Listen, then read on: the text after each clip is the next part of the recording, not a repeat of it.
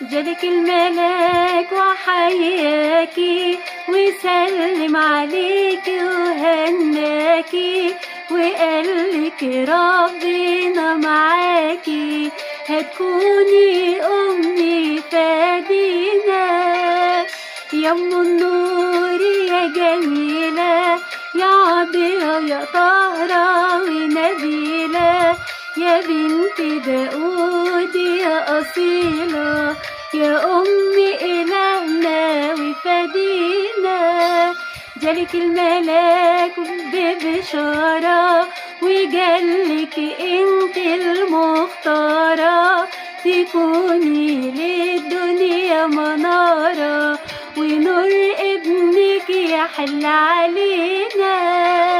يا أم النور يا جميلة يا عذرة يا طاهرة ونبيلة يا بنت داود يا أصيلة يا أم